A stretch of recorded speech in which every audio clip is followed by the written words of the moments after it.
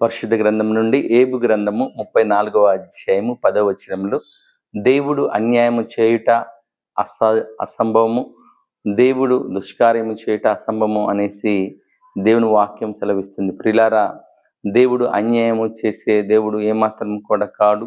దేవుడు దుష్కార్యము చేసే దేవుడు ఏమాత్రం కూడా కాడు. కానీ నరులు చేయుచున్న క్రియలను బట్టి వారికి ప్రతిఫలం ఇచ్చే గొప్ప దేవుడై ఉన్నాడు. మనం చాలాసార్లు ఇతరులు అభివృద్ధి పొందుట మనం చూస్తాము, ఇతరులు మేలు పొందుట చూస్తాము. అయితే వారి గురించి మనము చెడ్డ ఆలోచన కలిగి ఉండి వారిని ఇంకా దేవుడు శిక్షించలేదు, వారిని ఇంకా దేవుడు మరి ఎందుకు ఉపయోగించుకుంటున్నాడు, ఎందుకు వారిని ఆశీర్వదిస్తున్నాడు అనేసి మన ఆలోచనతోటి మనము ప్రభు గురించి ఆలోచన చేస్తాం. ప్రియులారా, యేసు ప్రభువారు నీలాగా నాలాగా ఆలోచించే దేవుడు ఏమాత్రం కూడా కానే కాదు. కానీ ఆయన న్యాయాధిపతి కనుక, ఆయన మనుషులకు తగిన ప్రతిఫలం ఇచ్చేవాడు కనుక, ఆయన యొక్క ఆలోచనల ప్రకారము మనం చూసినప్పుడు దేవుడు న్యాయాధిపతిగా మనకు కనబడతాడు. కనుక మనము దేవుడు ఎప్పుడు కూడా అన్యాయం చేస్తాడనేసి మనం అనుకోకుండా దేవుడు న్యాయాధిపతి అని గుర్తించి ప్రభువును స్తుతించే వారిగా ఉండాలని తెలియజేయచ్చు.